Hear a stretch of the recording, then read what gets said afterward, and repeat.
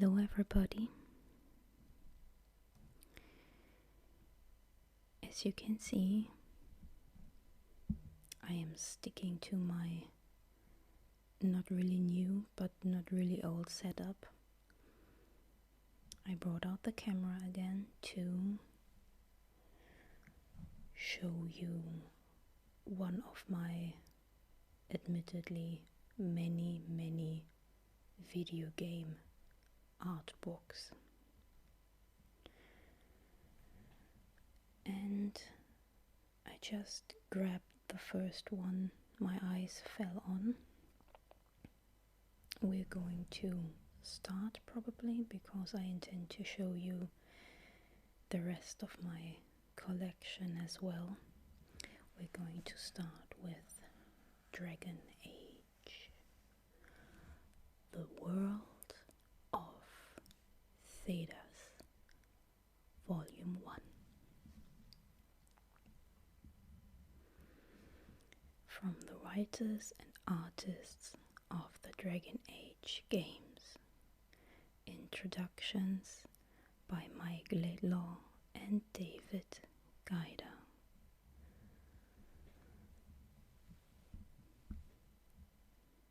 And right on the cover we can see one of my favorite characters, Morrigan. And in the background, Flemeth, whom we are introduced to as Morrigan's mother.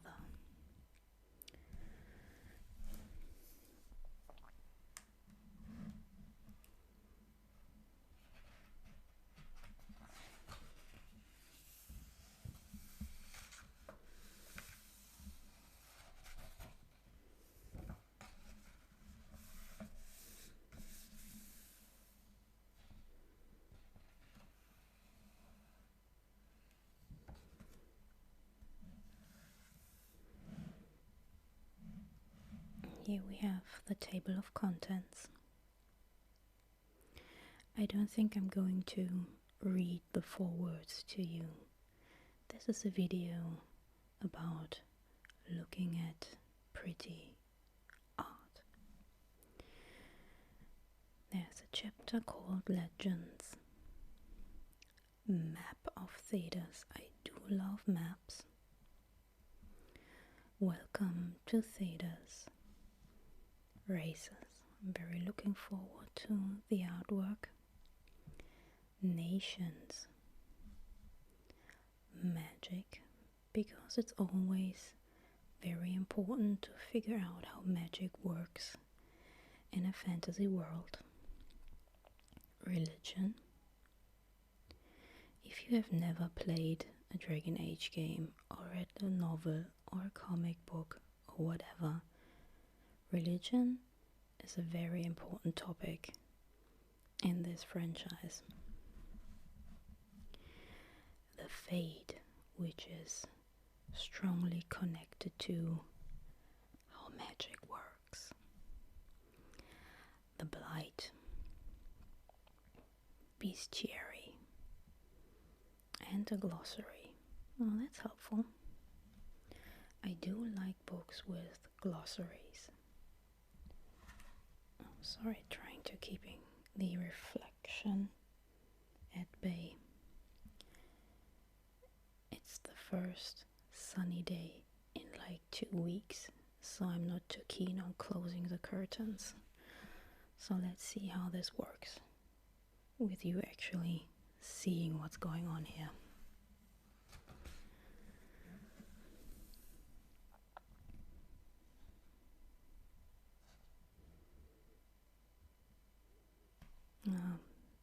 We start with a nice overview of the major powers. We have, of course, the Chantry, which is basically the church. We have the Elves, this oppressed race with pointed ears, persists on the fringes of human society.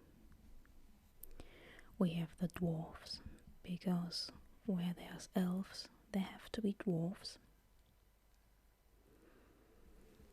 The Qunari, which is a genuinely new fantasy race, because, let's be honest, we know dwarves and elves from Lord of the Rings. But the Qunari are new in Dragon Age. I haven't encountered a race like that. Or maybe tieflings in, well, no, it's just the horns. Forget that, not the tieflings. The Qunari are followers of a religious text espousing absolute discipline known as the Qun. And here's one of the major questions I haven't been able to answer yet. Are the Qunari a race, a nation, a faction, or religion, or all of the above? Then we have the Empire of Orlais, which is a play on France, of course. We have the Tevinter Imperium. They are mostly depicted as the bad guys because they are slave holders. We have Ferelden, the country of dogs. I will always be grateful for Dragon Age Origins, the first game in the franchise, for giving me a dog follower. We have Antiva. I don't think we actually travel to Antiva. It is mentioned, I think, in all of the games. And one of my favorite followers in the first game is from Antiva. We have Rivain, I don't know how to pronounce that.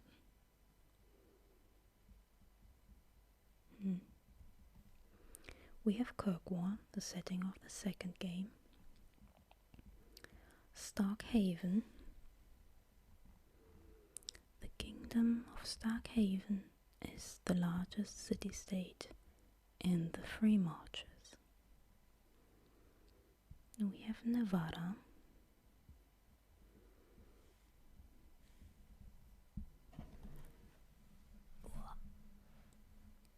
Let's get this a bit closer. We have the Anderfels. We have the Grey Wardens, which is not a place but a faction. We have the Circle of Magi, or Magi. This is difficult. Why do I always think about how to pronounce words when I'm actually pronouncing them? In my head it was always Magi. Well, anyway, the Circle. And we have the Templars. Now, mages in Thedas, apart from Tevinter, are not free to... Well, they are not free. They are not officially slaves, but there is grounds to consider them sort of enslaved. And the Templars are tasked with guarding the mages, or making sure they don't escape from their circles. This is a very loaded topic. I'm not getting into this right now. We have the Seekers. One of the companions in Dragon Age Inquisition is a Seeker.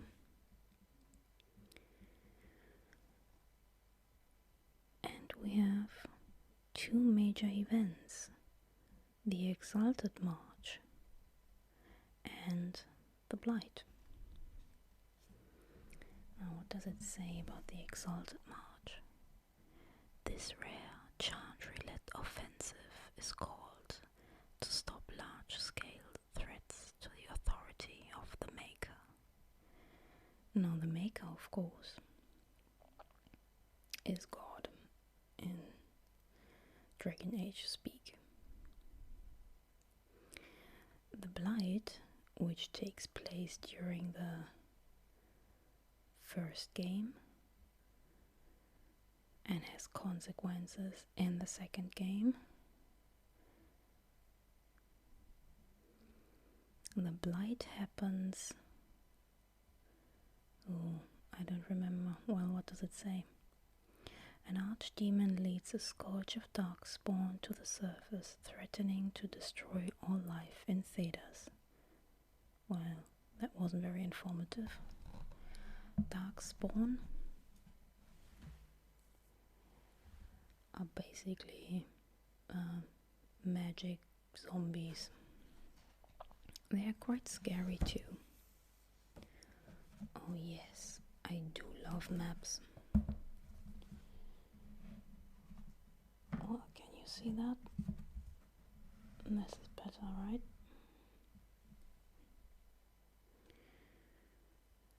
So here we have Ferelden.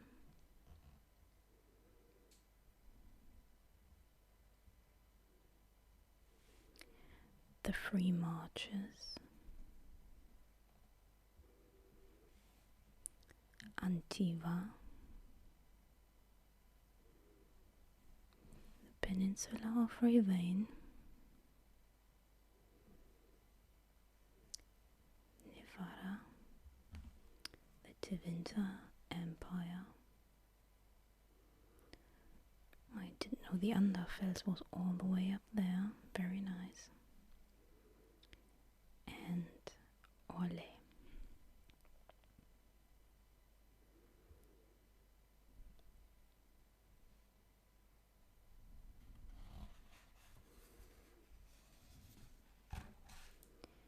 Welcome to Thedas. Oh, that's Isabel,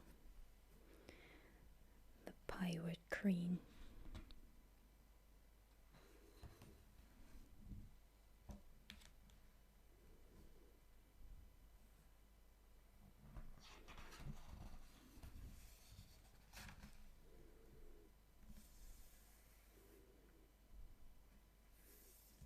I do love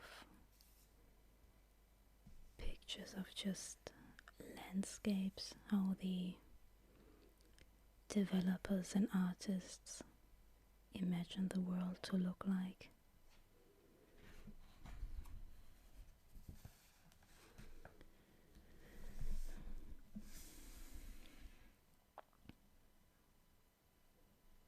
These are some big trees. I do faintly remember being attacked by a giant tree in Dragon Age Origins. I think I burned the tree and lost friendship points with basically all the elves.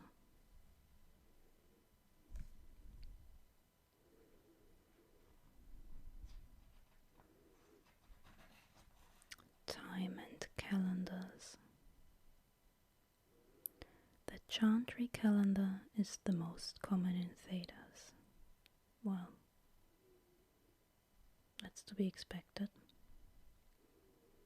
And of course there are no parallels to the actually Christian church.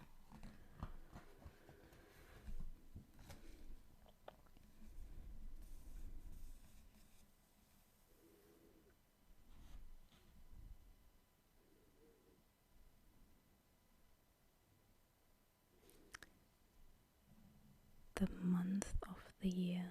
A year has 12 months. Winter March, Guardian, Draconis, Cloud Reach, Blooming Tide, Justinian, Solace, August, King's Way, Harvestmere, First Fall, Herring.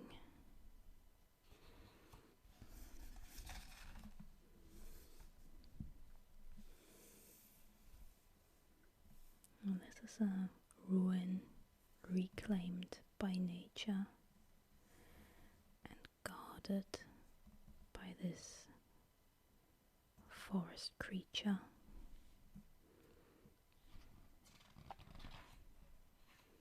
The elves, of course, have their own calendar, as has Tevinter. The Chantry has no hold over Tevinter, if I remember correctly.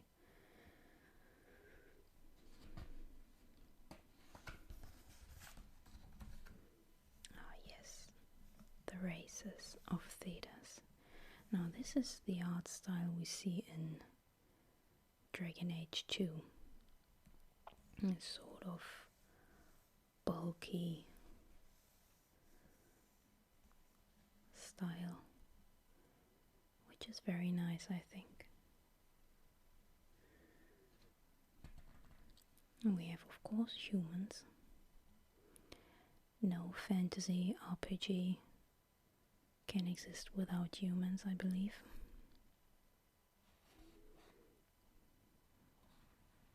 I also believe humans to be the least interesting race in fantasy settings, because, let's be honest, why do we play fantasy games?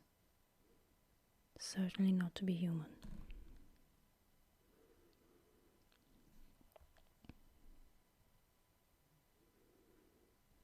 Well, here we have a list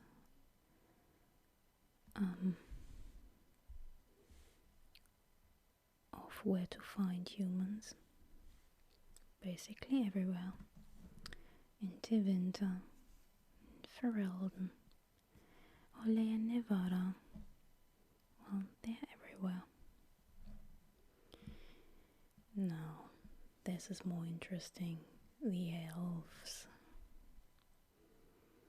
And this picture already says a lot about how elves are treated in the world of Thedas. They are ostracized, often enslaved, especially in Tevinter. There are a lot of prejudices and stereotypes, racism.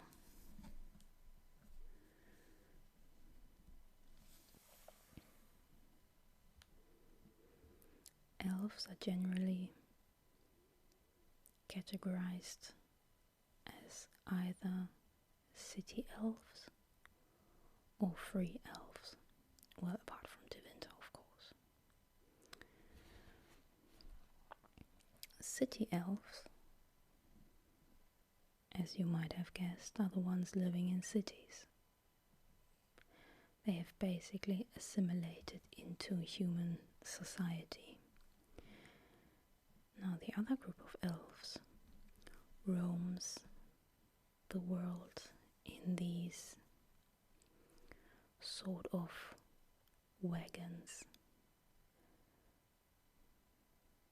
They are like, I forgot what they were called in game. They are like ships on land because they have these huge sails. They are not drawn by animals. And they travel around. They are a nomadic folk. Now this is in the Elven quarter in Kirkwall.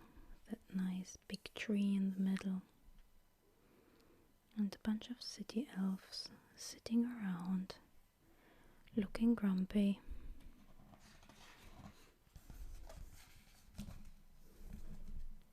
Ah, the Dalish. I'm so sorry, I have such a bad memory when it comes to names, I guess. The free elves are called the Dalish. God damn it. And this is one of these ship thingies.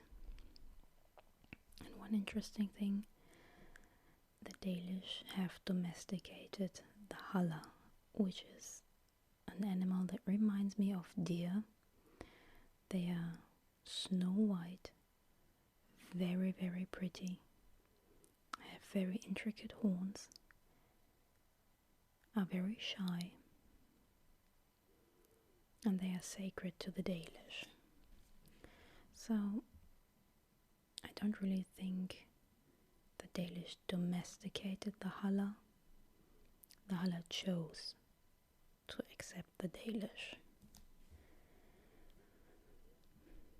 And there was also one minor quest in Dragon Age Inquisition where you have to find the golden Halla and guide it back to the Dalish settlement in order to win friendship points, because only if you have enough friendship points you can interact with different factions and unlock new quests, gain new followers and so on.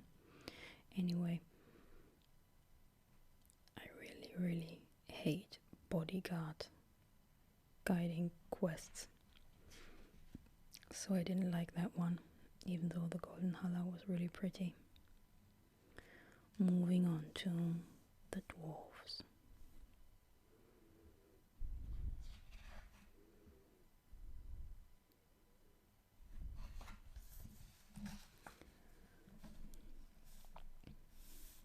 There's another grumpy looking fella with an awesome beard, because what is a dwarf without a beard?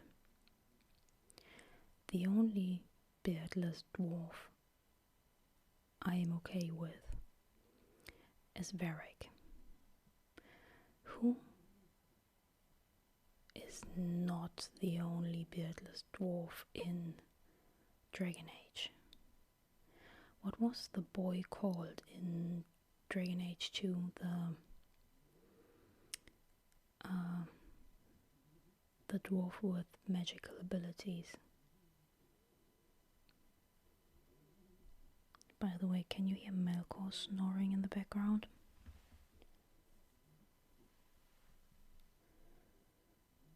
He's an old man, stuck in the body of a cat.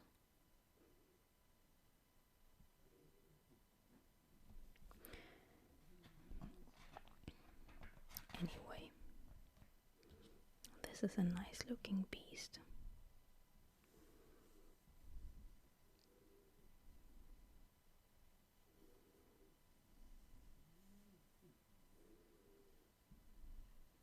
I bet it can carry quite a lot of wares or armor.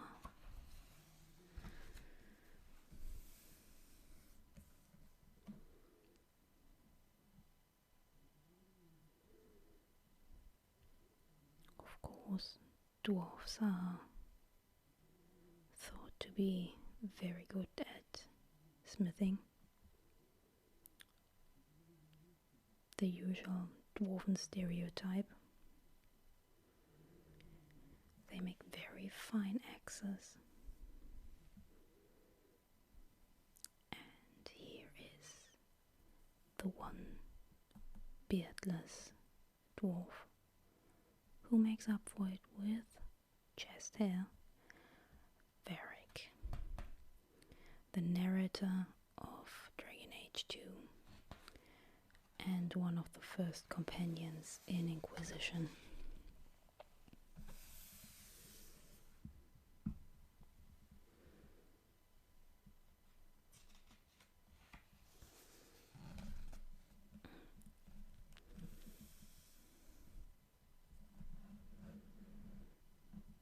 And as much as I like dwarves, I really hated the deep roads in Dragon Age Origins.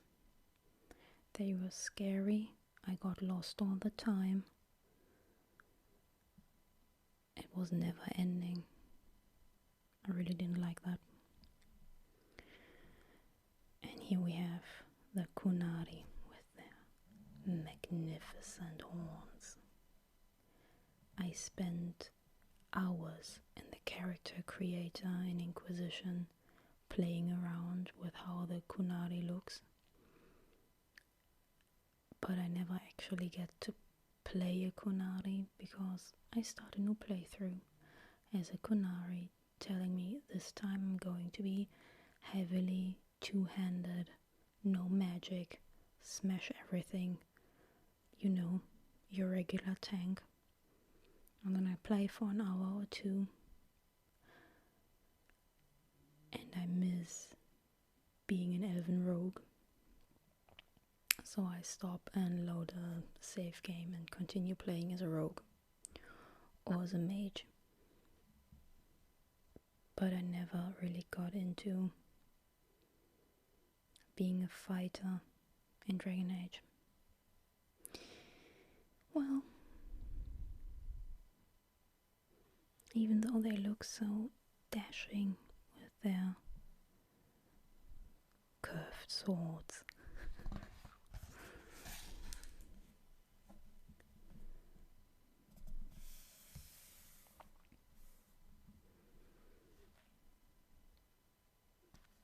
This is the Arishok. The guy you have to...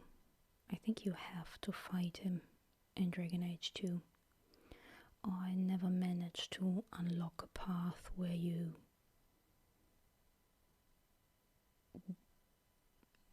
can talk your way out of it. That's probably because I never bring myself to sell out Isabel. Spoiler alert, I guess, for a,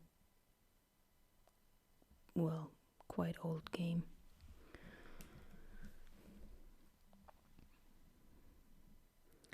The nations. Ferelden.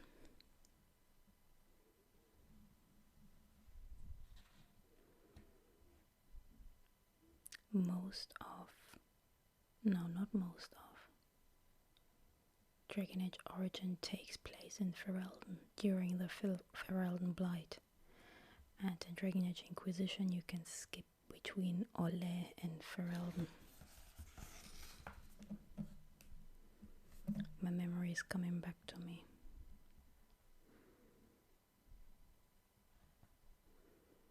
Now, where's the part about dogs in Ferelden? I'm not making this up. Dogs are very, very important. And of course you have nobility, as in most fantasy games. How to act Ferelden.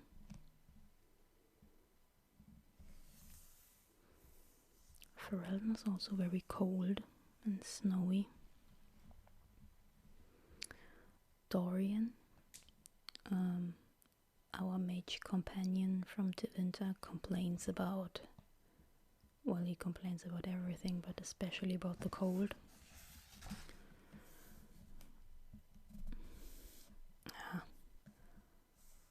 Dogs and werewolves.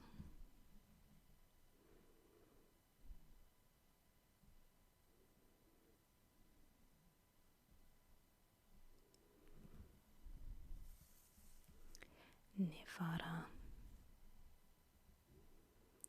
The official name is Kingdom of Nevada.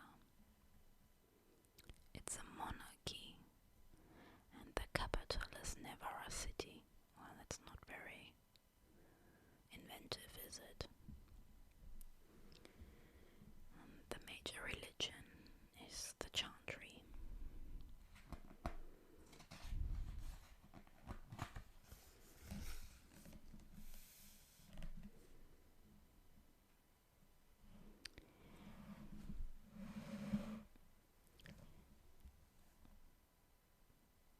This is a very nice portrait of Cassandra Pendergast, our fighter companion in Inquisition, the seeker I mentioned earlier. You wouldn't know, looking at her, that she's actually nobility. She does like cheesy romance novels written by Varric. She's very embarrassed when he finds out. It's a lovely dialogue option. And she is a very, very strong fighter. If I go dragon hunting, I always take her with me. In my party, she's usually the last one standing, except maybe the Iron Bull.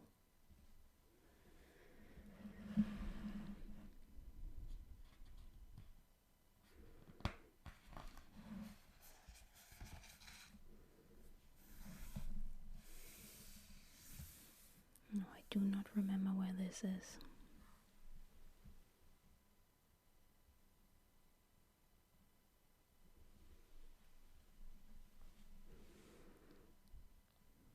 It says this is the family grave in Nevada. Interesting.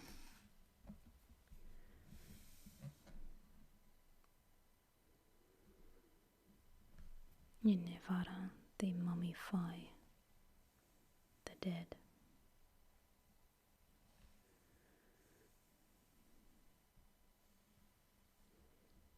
It's a scary looking thing.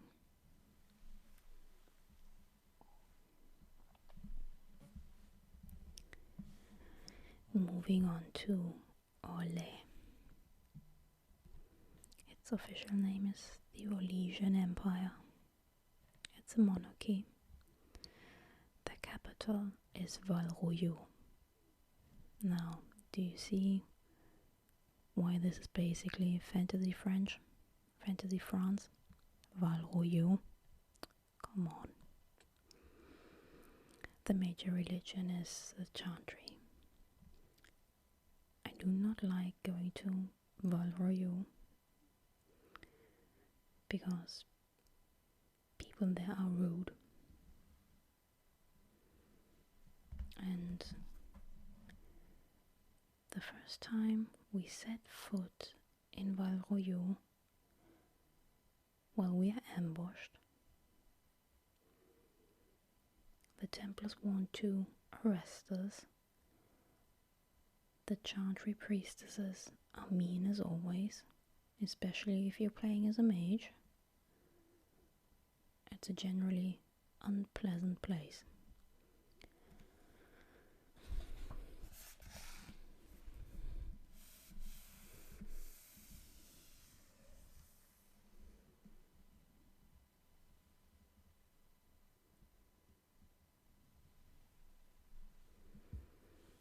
This seems to be some sort of market here. Food stall. This is a typical mage robe with a golden belt, staff.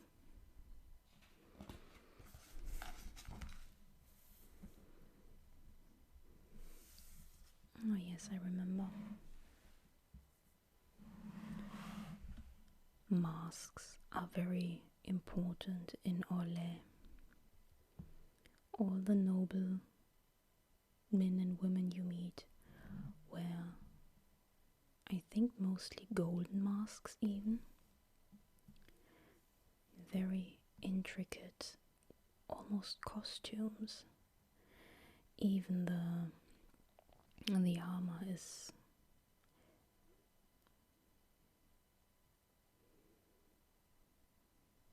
it doesn't look really practical even for video game standards.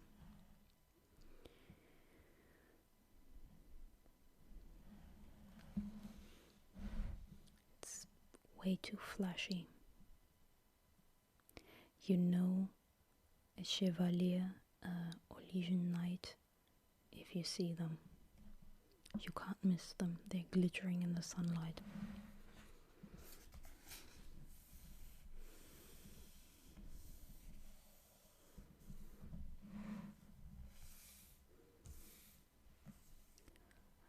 Antiva.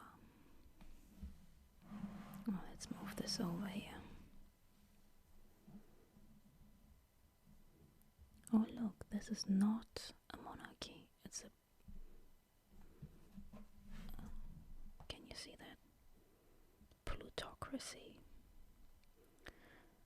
But even here the Chantry is the major religion. The capital is called Antiva City.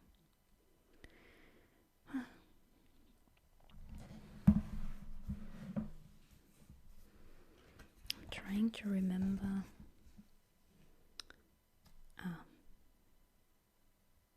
There it is. I was trying to remember what the assassins are called. The Antivan Crows. Zevran, the elf companion in Origins, is one of these assassins, and we recruit him after he failed to assassinate us. It's a very funny story. And that's a short chapter.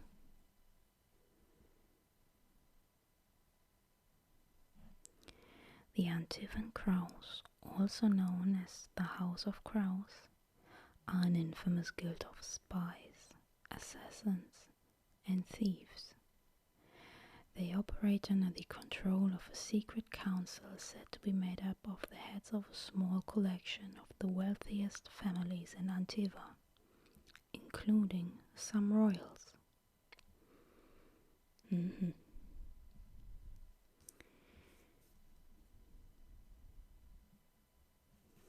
Moving on to the Free Marches.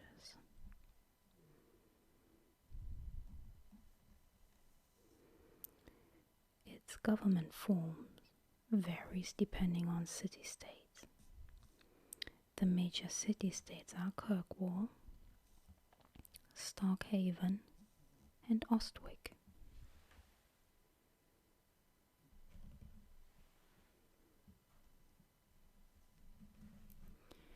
And again, the Chantry is the major religion.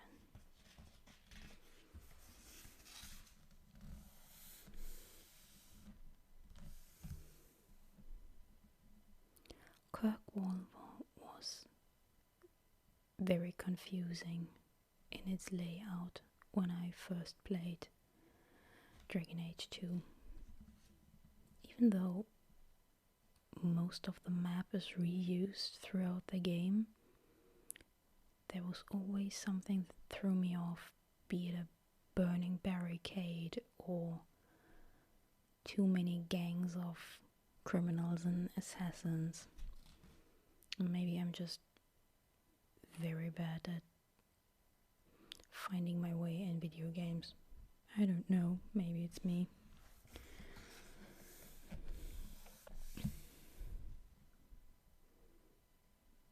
I have no idea what this is.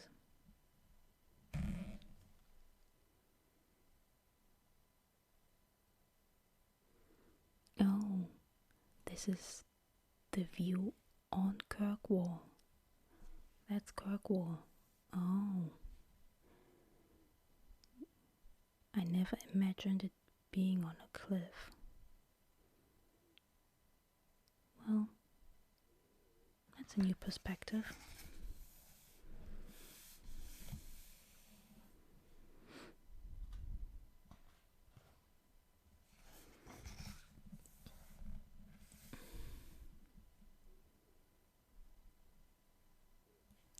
This is a typical Orlaisian lady with a white skirt, a mask, and a hat. Orlaisian men, when they are not wearing armor, do like tights. This one has amazing calves, look at that. He doesn't skip leg day.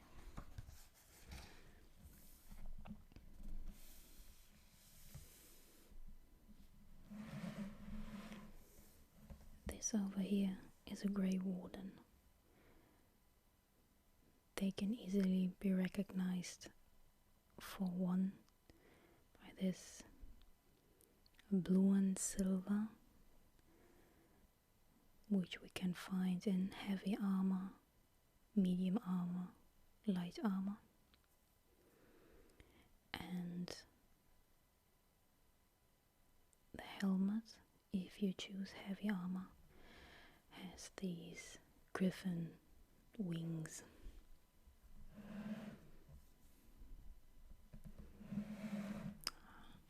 The Tevinter Imperium. It's a magocracy. That's an interesting word. It means it's run by mages. Its capital is Minarethos.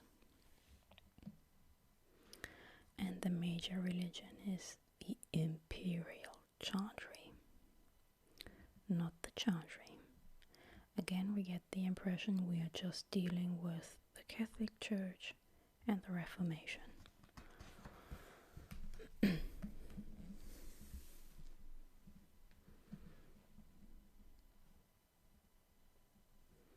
Now, Tevinter is a very classist society. The mages have their own class, and then there are the mundane classes. If you're not a mage, you can't really rise up into the social elite.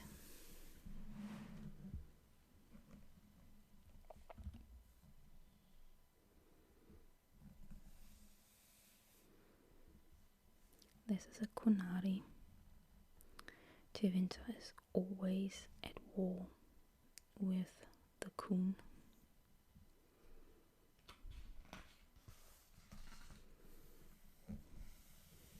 Oh, there she is. Look at her.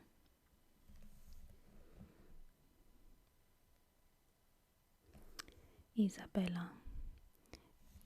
The infamous raider Isabella has Rivain roots, exemplified by her extensive body piercings, golden piercings.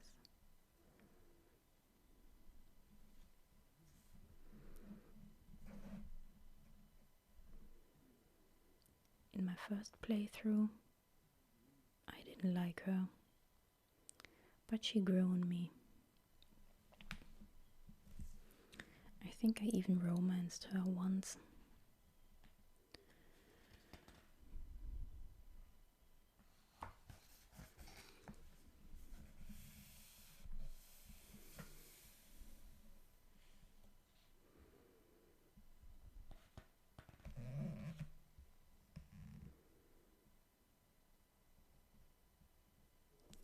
This seems to be a pirate. At least it says so in the description. I don't think this is a character we encounter in the games.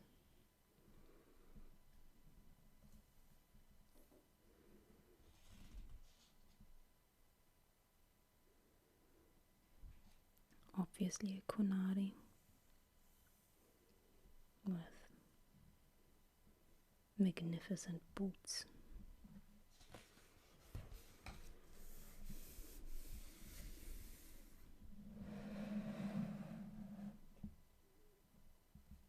This is a strange outfit. It's an awesome sword. But this dude seems to be wearing no pants and no shirt, but gloves and a helmet with a mask. Okay, you do you.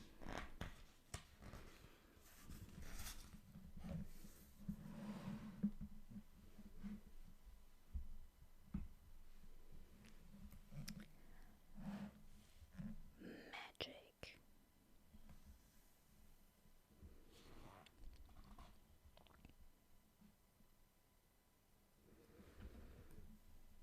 An Orlesian girl discovers lightning in her fingers when she touches a lake and kills all the fish.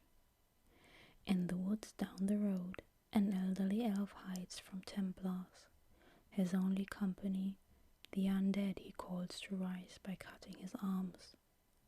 Far north, a Qunari with the power to make fire from air is chained, masked, and led around like a dog on a leash. These are mages, the terrible gift they wield is magic, and depending on their home, they may be feared, oppressed, or even celebrated.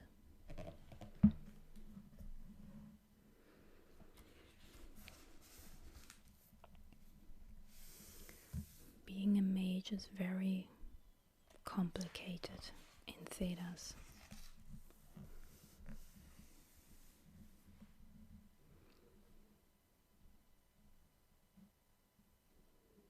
Here's a chapter on lyrium. Well, you need mana to cast spells. You need lyrium to replenish your mana resources. But then the Templars also use it.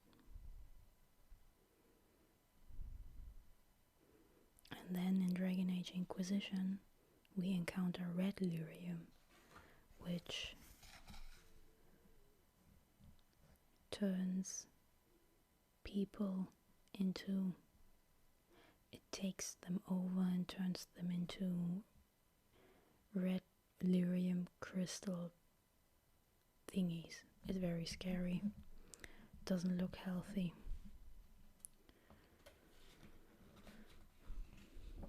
Oh, see? Red lyrium. Oh, also to non-mages, lyrium is addictive. Cullen, whom we meet in every single game, he's a Templar in the first.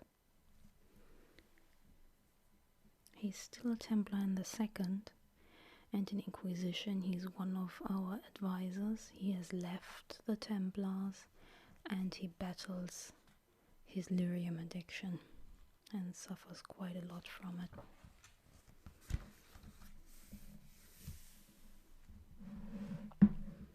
Oh, here she is, Flemeth, with her amazing headpiece.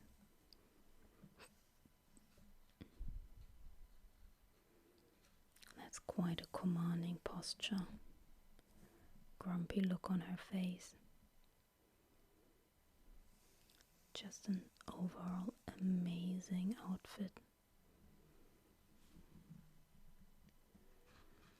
She doesn't look like this in the first game. She's just an old, mean woman in a swamp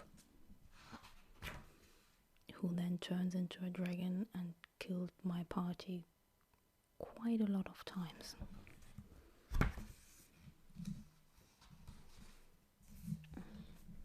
Sorry for the reflection.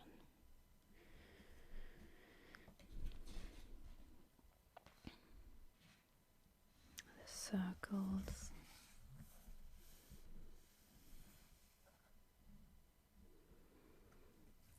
The phylacteries. The Templars use blood magic, which is officially forbidden unless, you know, the church uses it.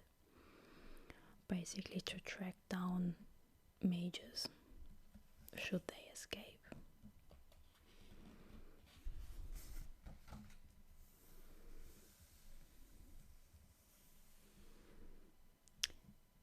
Magic in different cultures. In Tevinter, the Tevinter Imperium, in sharp contrast to much of Thedas, celebrates magic use among its people. The ability to wield magic is seen as a mark of favor from the Maker and the old gods before him. Political and religious leaders in the Imperium are all mages.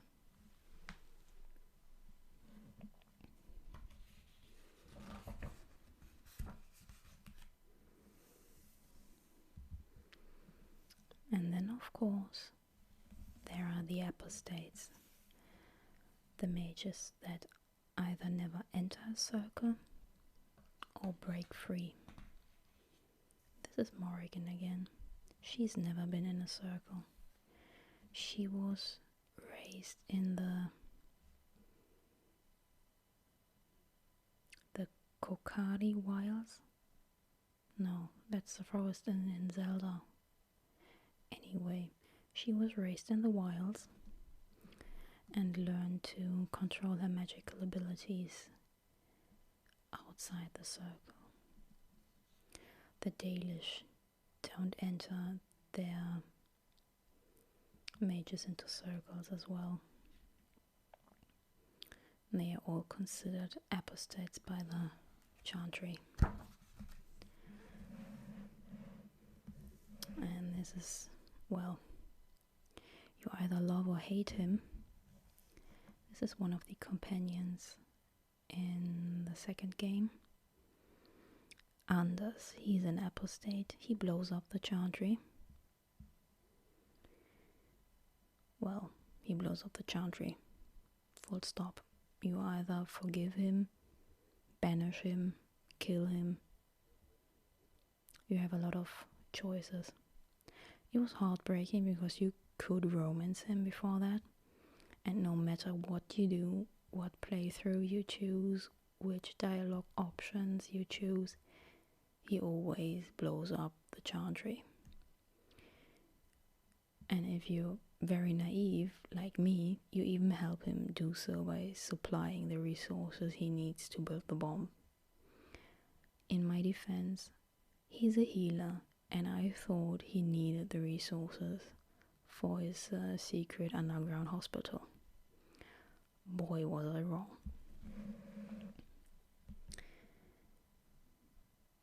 He likes cats, though. Blood magic. Another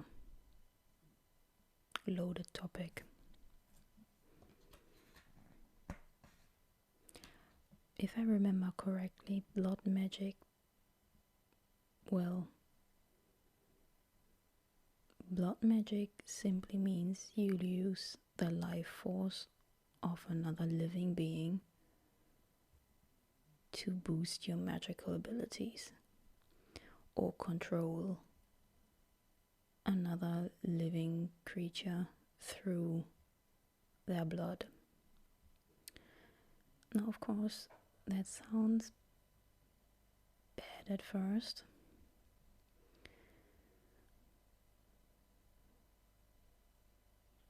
but everything has a dual use, you know.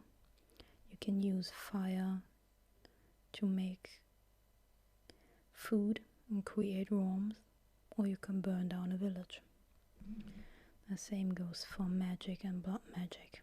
Blood magic is forbidden throughout, not Thedas, because in Tevinter it's, well, I don't think it's spoken of in Tevinter, but everybody uses it.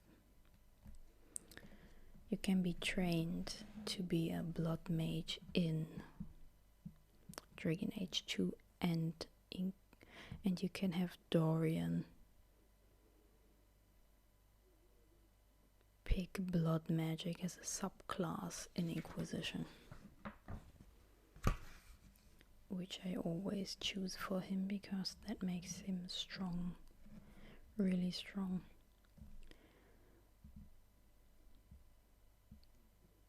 Seems to be one of those demons, the big one. What's it called? I forgot.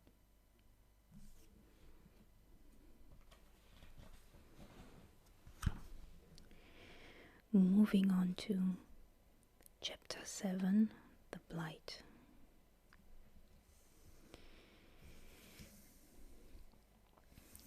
The anatomy of a blight. The Wardens teach that the catalyst of a blight is the awakening of an old god lurking somewhere down below. When the Darkspawn find and wake one, the old god is corrupted, creating an archdemon. As the Darkspawn advance to the surface, the land around them is sucked of moisture, bringing a wasting force that blackens the earth and withers plants to dust. The sky fills with rolling black clouds that block the sun, Where the darkspawn go, disease and rot follow. The degenerative disease born of the taint persist and spread long after blight is over. With the exception of the 5th blight, which started and stopped in Ferelden, blights have historically brought all civilized races to the edge of destruction before the Wardens managed to destroy the Archdemon.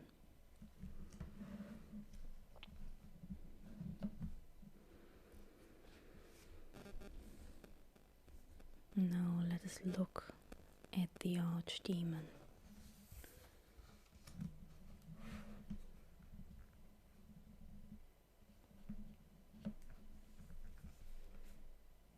Sorry for the reflection.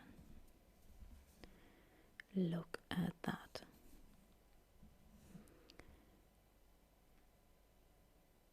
I don't even know what to say. This is so pretty, and I know many people will disagree and tell me that pretty is not the right word to describe this creature, but I really do like monsters. So this is an archdemon, which is, you can see it's a dragon with leathery wings. You can see part of its skeleton. Look at those teeth. Can you see that? Look at that. It's so pretty.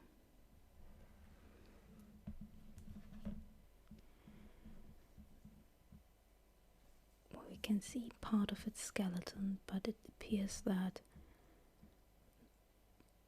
new bones have grown. It's like it's transformed. It's like a dragon with cancer. Amazing. I do like the color scheme as well. Okay, enough fangirling over the antagonist.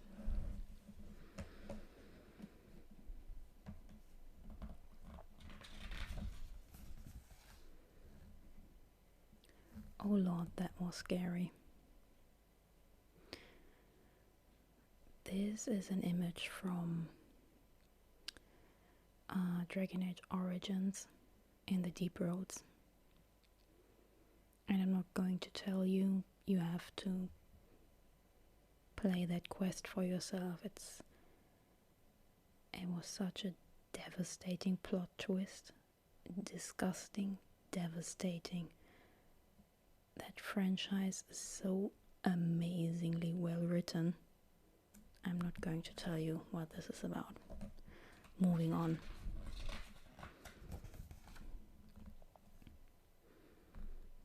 The Grey Wardens. You are actually playing a warden in the first game.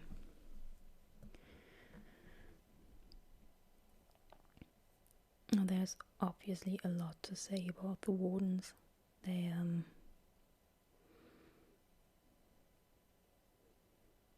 are the most valuable player in Dragon Age, and yet nobody likes them.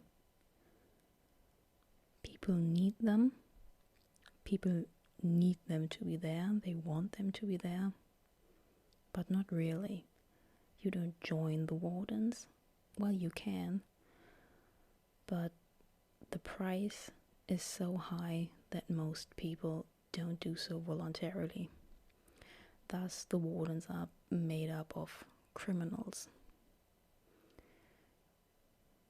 Because the Wardens, well, they take everybody. Murderers, thieves, anybody. That's how desperate they are to fill their ranks. But they do have the right of conscription. Another reason they are not well liked, because nobody likes to be forced to join some sort of military.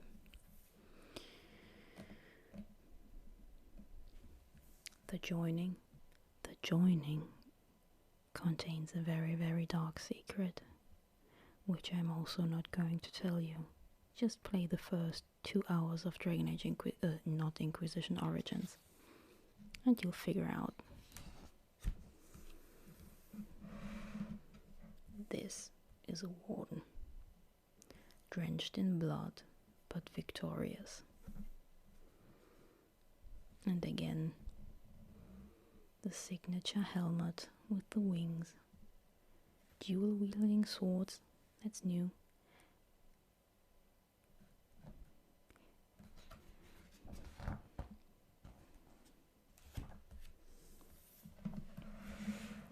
This is the medium armor version I was talking about earlier, and this signature color scheme, leather,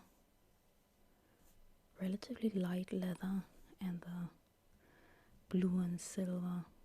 Here again the wings, because he's wearing a hood. That's Duncan, by the way, isn't it?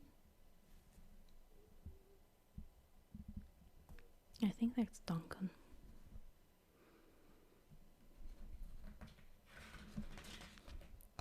He was likable in the game as well as the books.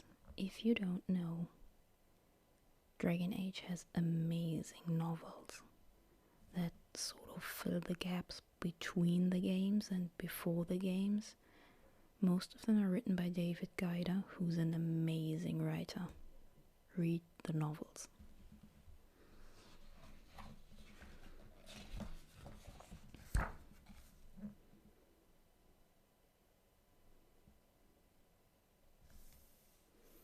This is just some scenery during a blight. The dark spawn. There. Mages. Grey Wardens take mages in without prejudice. Mages are important against an enemy that powerful. And here we are at the Bestiary, who I do like. Yeah, this is the Ferelden dog I was talking about, the Mabari. They are, well, I think I wronged them in calling them dogs, because they are way smarter than dogs. They just can't talk. This is a Halla with the intricate horns I was talking about. And silver fur.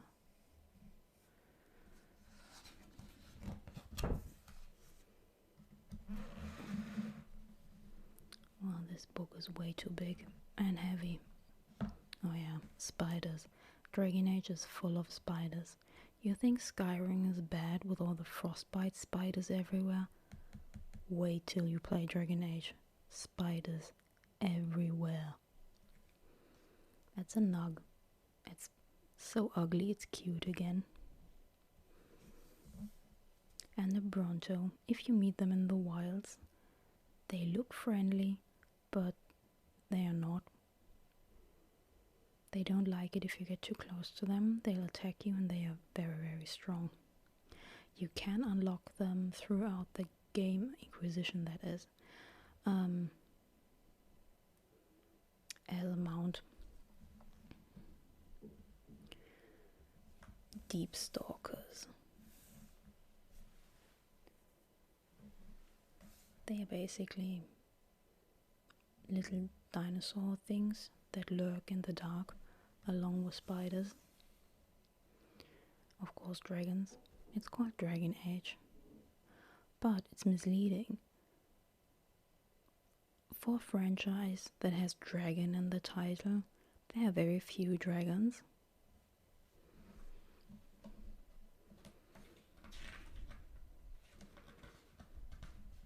And considering it's called Dragon Age, like the era, they count the eras, whether their dragons are present or not. But in the era called Dragon Age, you are sent to kill dragons, and there are only a handful of dragons left. They have just returned and you are sent out to kill them. That's very weird. Also, the dragons in Dragon Age Inquisition are very, very hard to kill. I think I spent at least 4 hours trying to defeat the dragon. Oh god, what was it called? In the Snoring region. My party setup was wrong for that dragon. The one at the Storm Coast is difficult as well. My party is very vulnerable to electricity. Oh, enough of that. God, he's the brute mother again.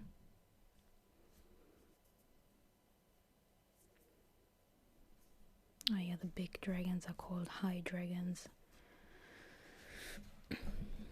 And you're sent out to hunt high dragons.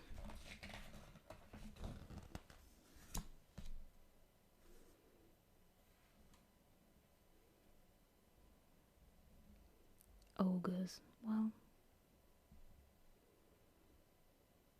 they are medium enemies of the darkspawn ogres. They are just big.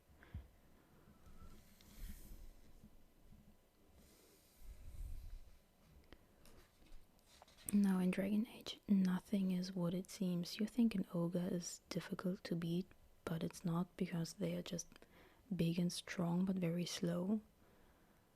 And then you go to the hinterlands and you get killed by bears over and over again.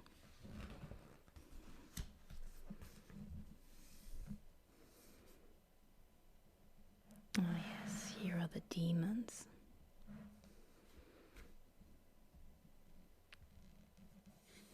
This is a pride demon. They are very, very big. And they throw lightning at you. These are more common. They are rage demons. And obviously they throw fire at you.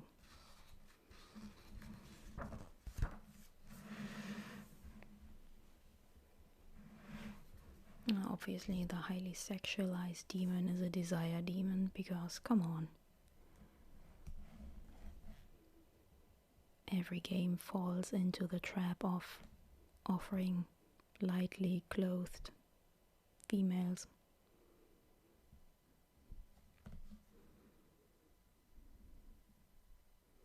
Oh, this is the tree I was talking about that attacked me in Origins. It's a possessed creature. It's a Sylvan, so it's not evil out of its own accord. It's possessed, the poor thing. Well, now I'm feeling bad for setting it on fire.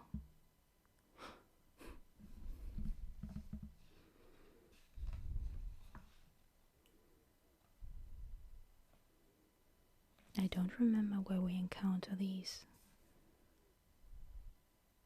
Revenant is a corpse possessed by a desire or pride demon.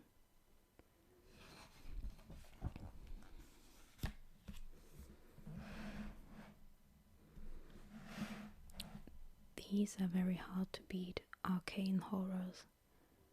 And it's maybe because my party is usually made up out of 2 mages, a rogue and a fighter, or 2 fighters, and I always feel it's more difficult to beat magic with magic.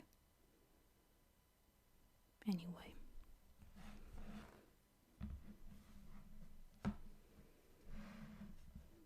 Other curious creatures. A golem. We get a golem companion. Well, it's a DLC companion in Origins, and she is, or they, but to me it's always, it's a female golem, although I don't think golems do have gender. Anyway, the sassiest golem ever, with an irrational fear of pigeons.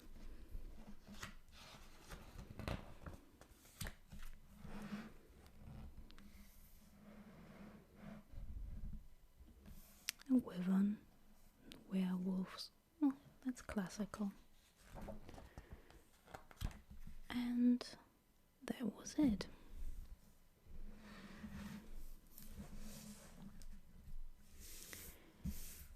Thank you so much for listening and watching. I hope you enjoyed this. Even though it's not Dungeons and Dragons, it still has dragons, so no reason to complain. Well, let me know if you enjoy this kind of book flip through video. Well, that was a pleasure. I hope you enjoyed it. If you're just starting your day, have a nice day. Don't let anyone annoy you. And if you're going to bed, sleep well. Nice dreams.